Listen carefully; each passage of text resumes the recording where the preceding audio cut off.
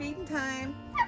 So we're going to be weaning these baby goats off soon, but for now they're down to 1 bottle a day. Usually do it in the morning, unless it's cold out. If it's really cold out, I do another one at night just because their full bellies help keep them warm. So we're going to puppy the babies. 3 males and 1 female. And then we get everybody fed and watered. We usually get a late start on Saturday, so.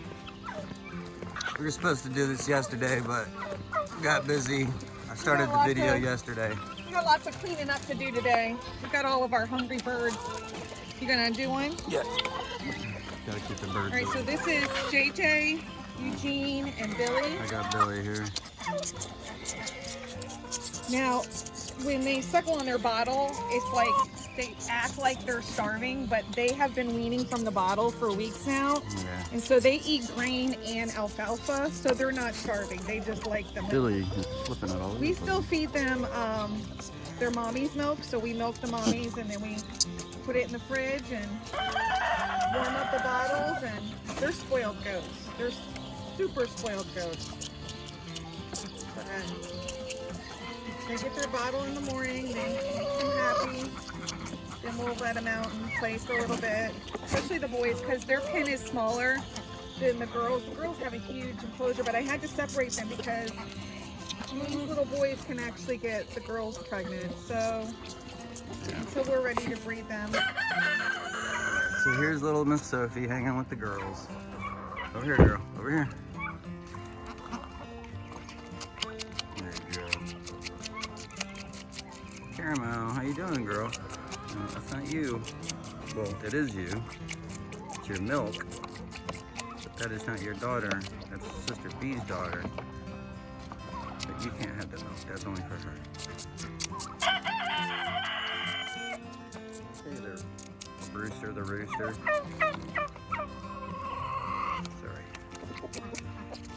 Sorry there, Miss Sophie. Caramel's getting jealous. She wants me to pet her. She can drink a bottle too. There's Sister B. Good morning, Sister B. How are ya? What's up? Saying hi to the camera? Saying hi to the people? Hi, everybody. Hi.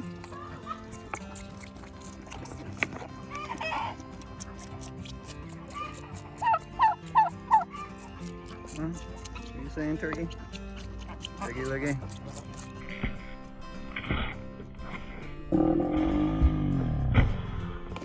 Hey, man.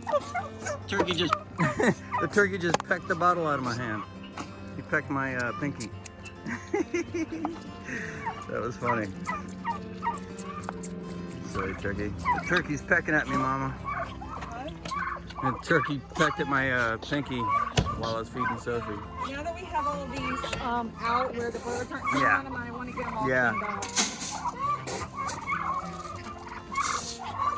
Hey, Caramel. Caramel wants to say hi. What's up, girl? What's up, girl?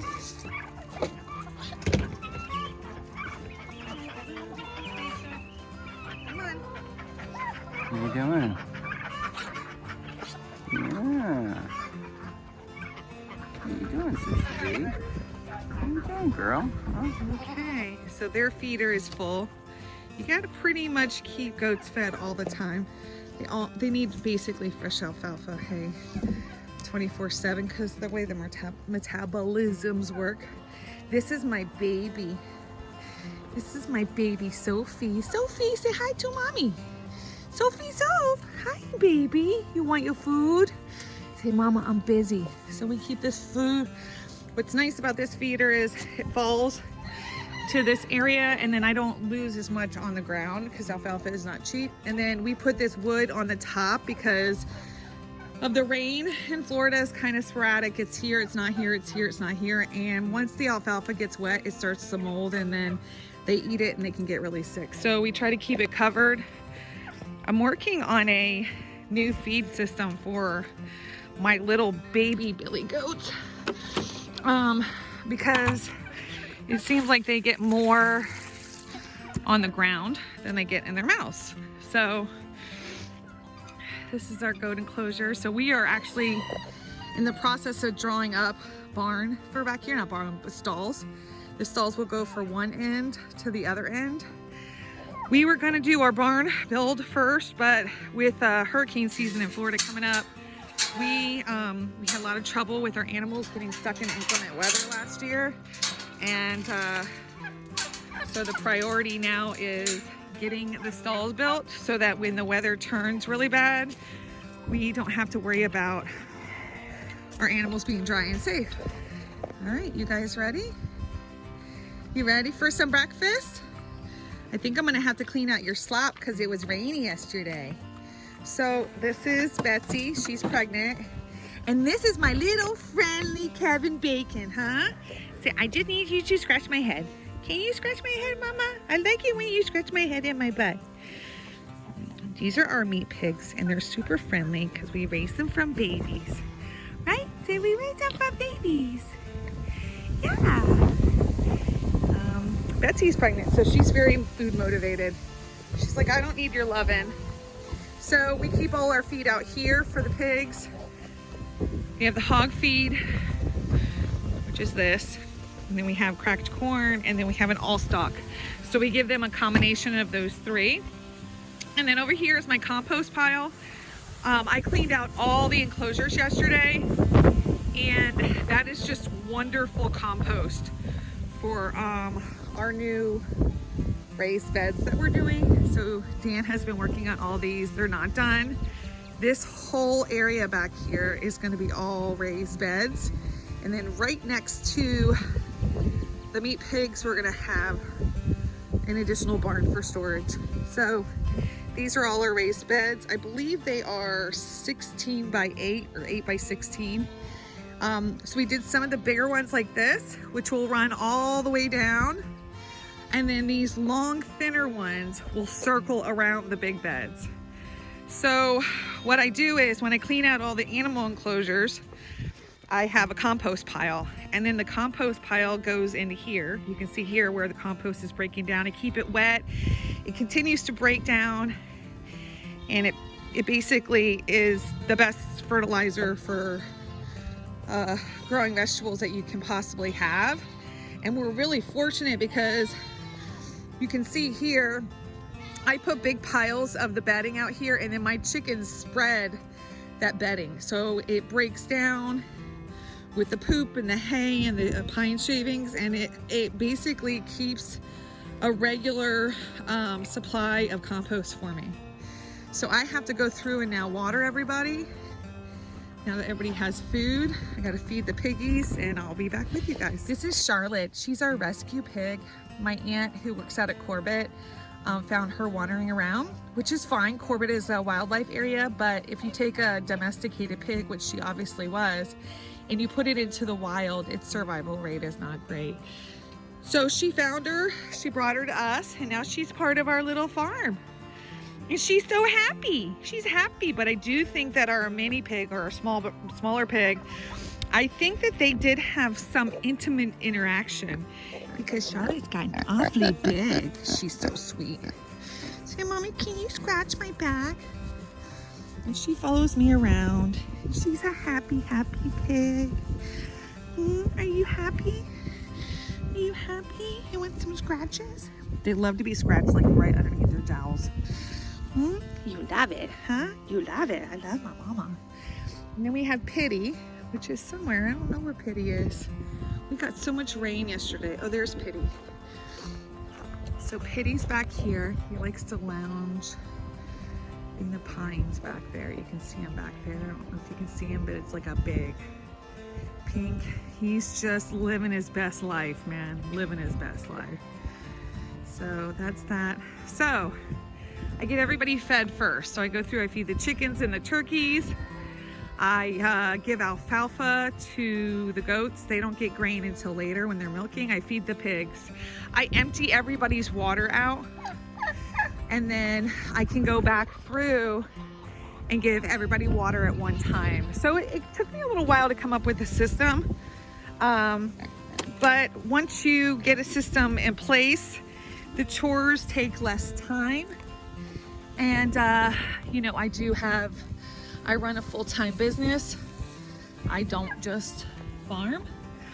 So usually I have the boys out here, boys being my husband, Dan, and my 2 sons. But this morning, everybody kind of got a slow start, and we have to be at church at 11, so the chores need to get done before we go. And I am starting to milk my goats more often because we are starting to make our own goat cheese, which I'm very excited about, but that just means I need to milk more often, which means I need to allow myself more time to do it. Okay, here's Mr. Billy. Come on, Billy, in you go.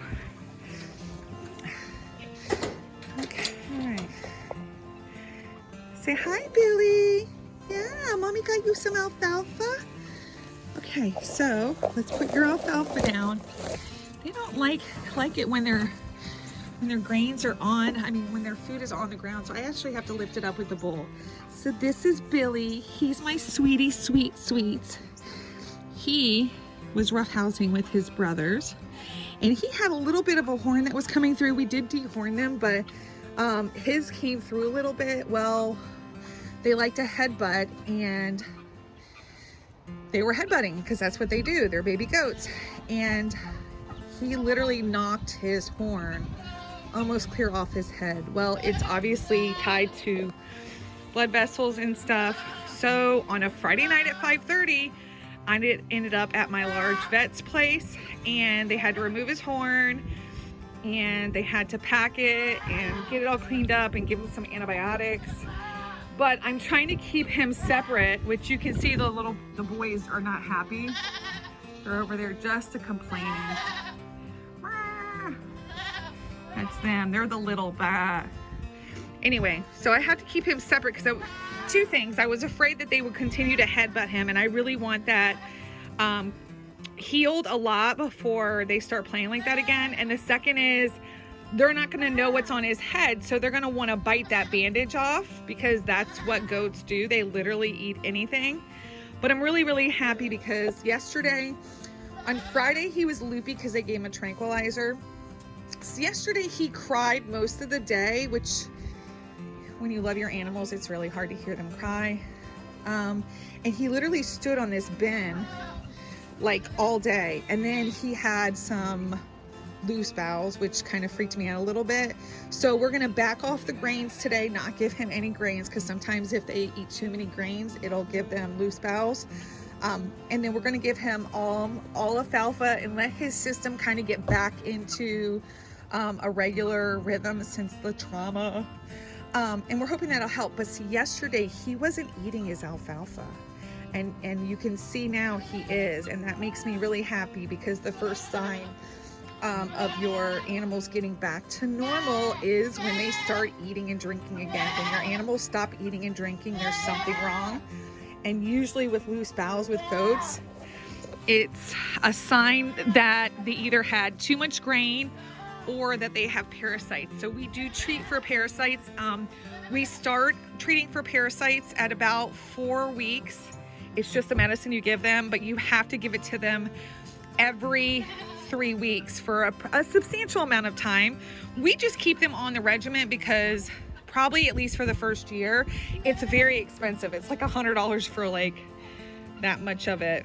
But goats are just kind of known for getting parasites, and if they get them, it can kill them. So we're trying really hard to learn everything that we can. I do have a goat mentor. Her name is Sierra. She actually sold me my 2 original female goats, and they were pregnant, and she's been amazing because there's so many times where I'm like, I have questions and I don't know what I'm doing. And you can research it through Google and stuff, but there's nothing like getting it direct from somebody who does it.